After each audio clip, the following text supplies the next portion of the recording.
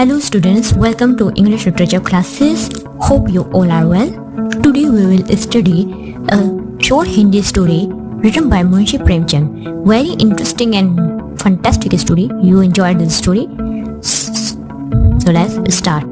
Reading original text of chapter and want answers of chapters questions, important questions and answers, sample papers questions available on this website. Link will be given on the description. You may go through it, read it and take the answer of this and learn and be expert in your examination. The Child, written by Munshi Premchand. Munshi Premchand. He was born on 31st July 1880 in Mohanlamhi near Banaras. His real name was Dhanpat Rai Srivastava, and at home he was called Nawab Rai. He was a great short Indian story writer and novelist. He was well versed in both Hindi and Urdu, growing up as he did in an environment where both languages were used. As a writer, Premchand was deeply influenced by Mahatma Gandhi, Tolstoy, Gorky, Victor Hugo, and Roman Roland.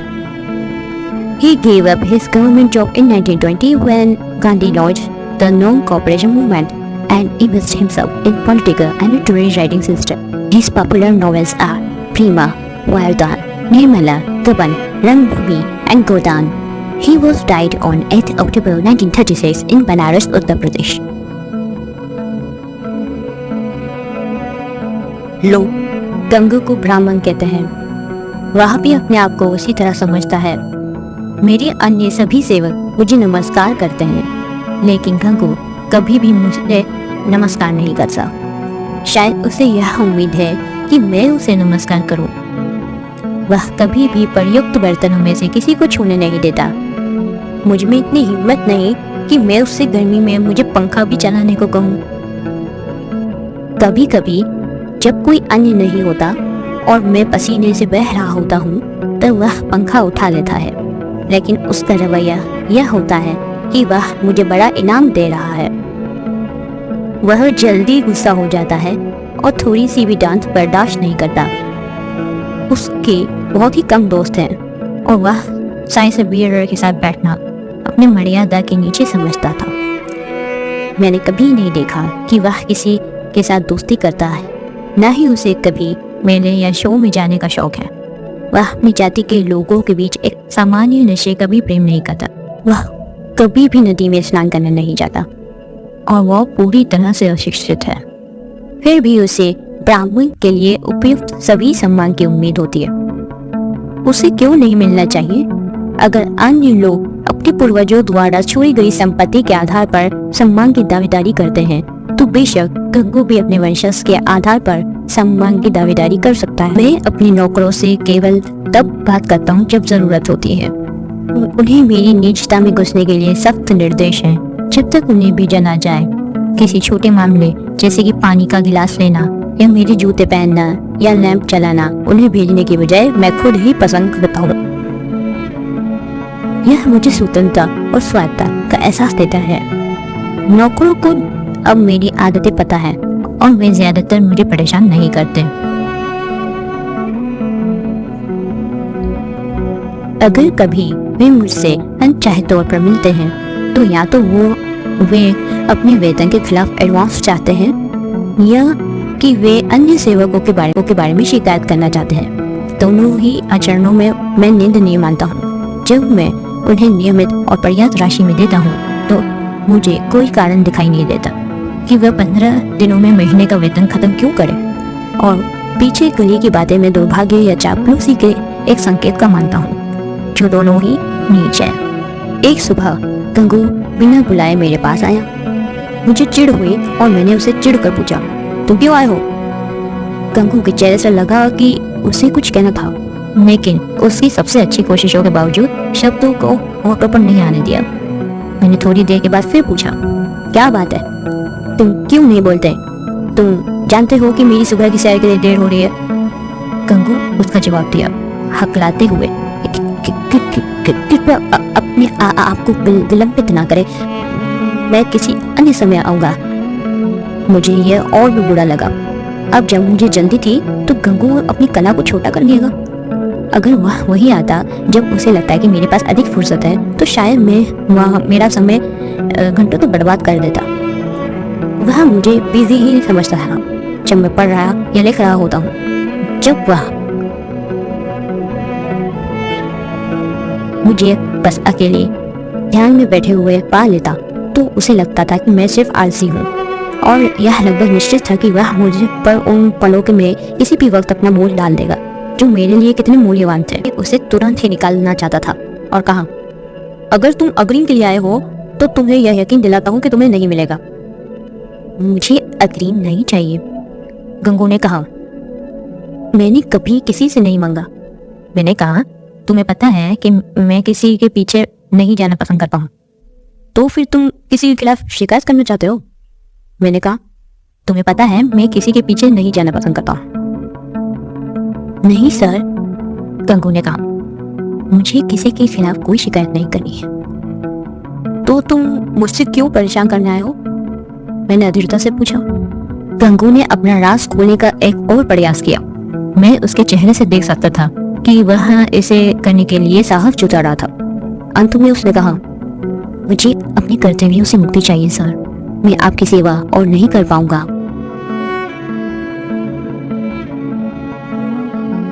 यह पहली बार की ऐसी इच्छा थी और मुझे दुख हुआ।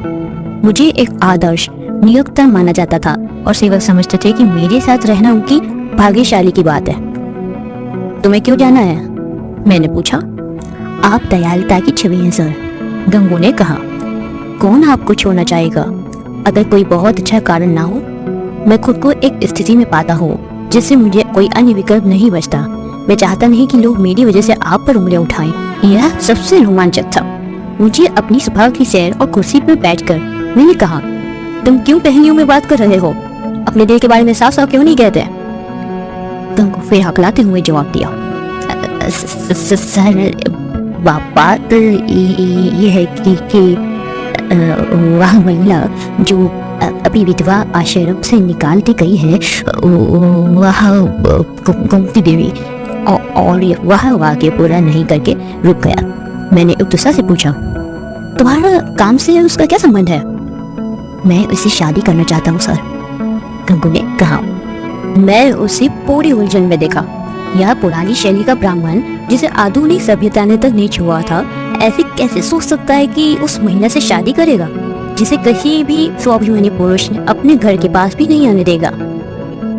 गोमती ने हमारे मोहल्ले के शांत माहौल में काफी उत्तेजना पैदा की थी। वह कुछ साल पहले विधवा आश्रम में आई थी।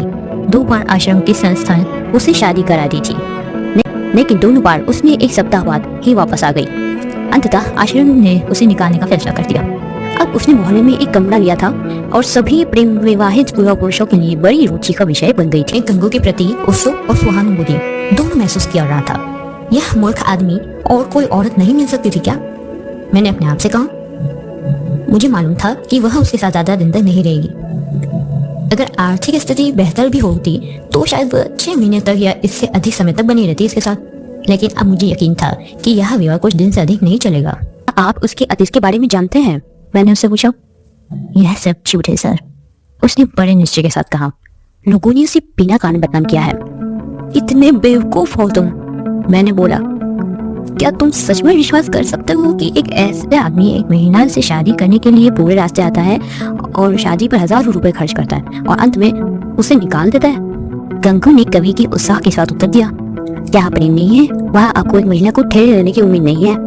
आप बस बोर्ड और लाजवाब के साथ किसी महिला को नहीं जी सकते।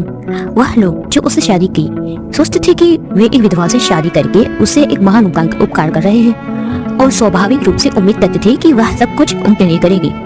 लेकिन किसी को जीतने के लिए सबसे पहले खुद के बारे में भूलना होता है। और साथ ही सर, कभी कभी उसे दौरे पड़ जाते हैं। वह सभी प्रकार की बकवास करने लगती है और बेहोश हो जाती है। लोग कहते हैं कि वह एक जादूगरी के प्रभाव में है। और तुम ऐसे महिला से शादी करना चाहते हो? मैंने कहा। क्या तुम्हें समझ में नहीं आता कि तुम मुसीबतों को खुद आगे कर रहे हो? तो तुमने फाइनली डिसाइड कर लिया है? मैंने उससे पूछा। हाँ सर, उसने जवाब दिया। ठीक है, मैंने कहा। उस स्थिति में मैं तुम्हारा इस्तीफा स्वीकार करता हूँ। वैसे मैं पुरानी रीति रिवाज और बेईमानी परंपराओं में विश्वास नहीं करता, इस विशेष मामले में हालांकि मैंने इसे खतरनाक समझा कि ऐसे एक आदमी को घर में रखना जो ऐसी संगीत प्रतिष्ठा वाली महिला से शादी करने के बारे में सोच रहा था, ये सभी प्रकार से मुश्किलों की ओर रह जा रहा था। मेरे ख्याल में इस महिला से शादी करके गंगू एक भूखा आदमी की तरह व्यवहार कर रहा था। यह कि रोटी सूखी और रसहीन हो उसके लिए अमूल्य था। मुझे समझ में आया कि दूर रहना ही बेहतर होगा। 5 महीने बीत गए। गंगू ने गोमती से शादी की और एक छपड़ा छत वाले झोपड़ी में रहने लगा।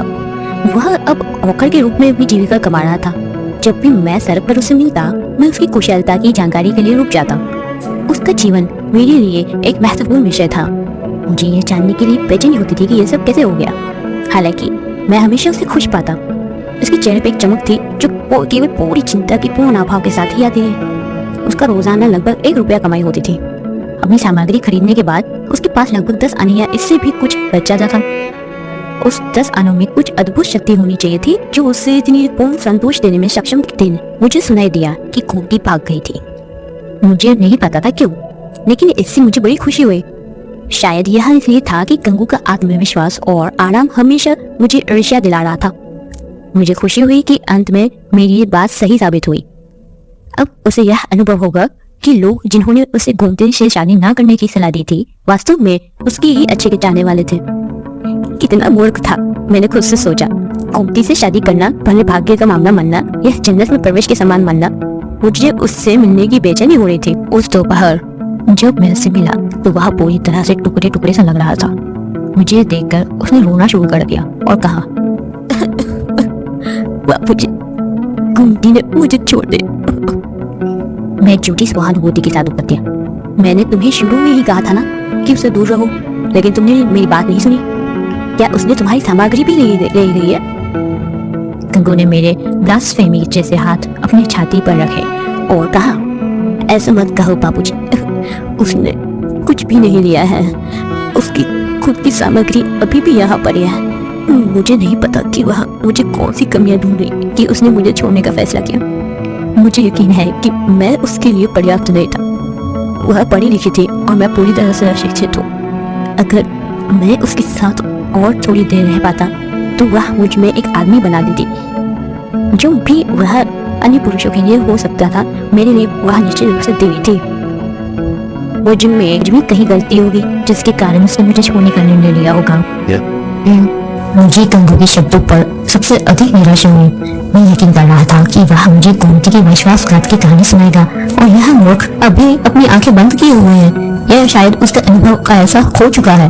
मैंने मजाक में कहा, तो उसने घर से कुछ नहीं लिया है? नहीं, ना ही उसने पैसे लिए, और वह तुमसे बहुत प्यार करती थी।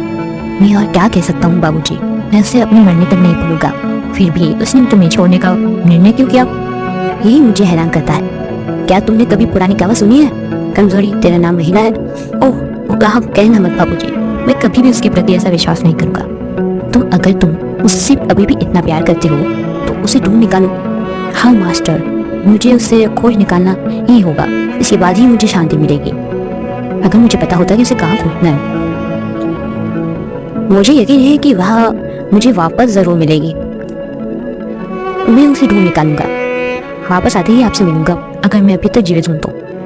यह कहकर वह चला गया। घटना के बाद मुझे नैनीताल जाना पड़ा और लगभग 1 महीने बाद लौटा। मैंने अपने कपड़े अभी तक उतारना शुरू भी नहीं किया था जब मैंने देखा कि गंगू एक नए जन्मे बच्चे के साथ खड़ा है। वह खुशी से उफ पड़ा हुआ था। नंदा को भी कृष्ण को पाने पर इतनी खुशी नहीं होती थी। उसका चेहरा उसकी चमक वाला था, जो एक भूखे आदमी के चेहरे पर एक पूरा भोजन करने के बाद आता है। मैंने मजाक में उससे पूछा, गोमती देवी के बारे में कोई खबर है? मुझे लगता है कि तुम उसे खोजने गए थे। गंगू खुशी से मुस्कुराते हुए बोला, मैंने उसे आखिरकार खोज निकाला है बाबूजी। वह लखनऊ की महिला अस्पताल में थी। उसने यहाँ के एक दोस्त को बताया था कि अगर मैं बहुत परेशान हूँ तो उसकी जगह की जानकारी दे दे मुझे।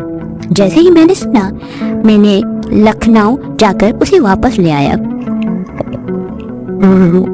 और मुझे इस बच्चे को भी उसी मूल्य पर लिया है। उसने मुझे उस बच्चे को दिखाया, लगभग एक नई जीती हुई पदक का गर्व दिखाता। मैं उसकी बेशर्मी पर हैरान था। गोमती से शादी अभी 6 महीने ही नहीं हुए थे और फिर भी वो उस बच्चे को बड़े गर्व से प्रदर्शित कर रहा था। मैंने ताने मारते हुए कहा, ओह, तो तुम्हारा बेटा भी है? शायद इसलिए वह भाग गई हो। क्या तुम्हें यकीन है कि यह बच्चा तुम्हारा? मेरा क्यों बाबूजी, यह भगवान का है। यह लखनऊ में पैदा हुआ था ना। तुम्हारी शादी कितने समय से हुई है? यह 7वां महीना है। तो तुम्हारी शादी के 6 महीने के अंदर यह बच्चा पैदा हुआ था। हाँ, गंगू ने बेचैनी के बिना कहा, और फिर भी तुम इसे अपना बच्चा मानते हो? हाँ साहब, तुम्हारे पास अकल है? मैंने पूछा। मुझे ये ठीक से पता नहीं था कि वह मेरे हिंट को समझ नहीं रहा था या फिर मुझे गलत समझ रहा था। उसने बहुत कठिन समय बिताया, उसी धुन में गंगू ने कहा। यह उसके लिए लगभग एक नई जिंदगी है बाबूजी। पूरे 3 दिन और 3 रात तक उसने दर्द सहा है। ओह, यह बर्दाश्त से बाहर था।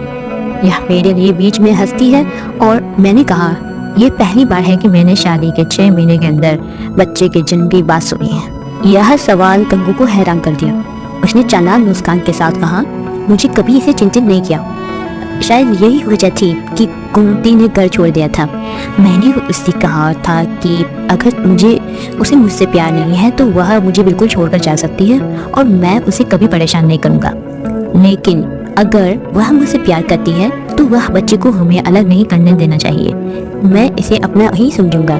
अंत में जब कोई पकी हुई खेत लेता है तो उससे इसलिए नहीं इनकार किया जाता कि किसी और ने उसे बोया है। उसने एक खुशहाल हंसी दी। मुझे गंगू की भावनाओं से सबसे ज्यादा प्रभावित किया और मैंने एक पूर्ण मूर्ख महसूस किया। मैंने अपने हाथ फैलाए, गंगू से बच्चा लिया और उसे चुमा दिया। गंगू ने कहा, बाबूजी, आप भलाई के प्रतिमान हैं। मैं अक्सर कुंती से आपके बारे में बात करता हूँ और कई बार उसे आपका आदर करने के लिए आने के लिए कहा है, पर वह इतनी नाजुक है। भलाई का प्रतिमान? मेरी मध्यम वर्गीय नैतिकता गंगू की साहस और ईमानदारी पर शर्मिंदा हो गई। तुम भलाई के प्रतिमान हो, मैंने कहा, और यह बच्चा इसे और भी आकर्षण देता है। मुझे तुम्हारे साथ आने दो और कुंती से मिल दो। लो, हम दोनों गंगू के घर चले गए। भलाई का प्रतिमान? मेरी मध्यम वर्गीय नैतिकता गंगू की साहस और ईमानदारी पर शर्मिंदा हो गई। तुम भलाई के प्रतिमान हो, मैंने कहा, और यह बच्चा इसे और भी आकर्षण देता है। मुझे तुम्हारे साथ आने दो और कुंती से मिल दो। लो, हम दोनों गंगू के घर चले गए। Questions are: Name the narrator of the story. Explain the phrase, the embodiment of goodness. Why was narrator ashamed? Fourth, why was Gangu hesitant to talk to the narrator? Fifth, name the person Gangu wanted to marry. Sixth, why did Gangu's wife run away? Seventh, how was Gangu leave his job? How was Gangu different from other servants? 9th, why was the narrator unhappy at Gangu's request? And last question is, how was Gangu earning his living after leaving the narrator?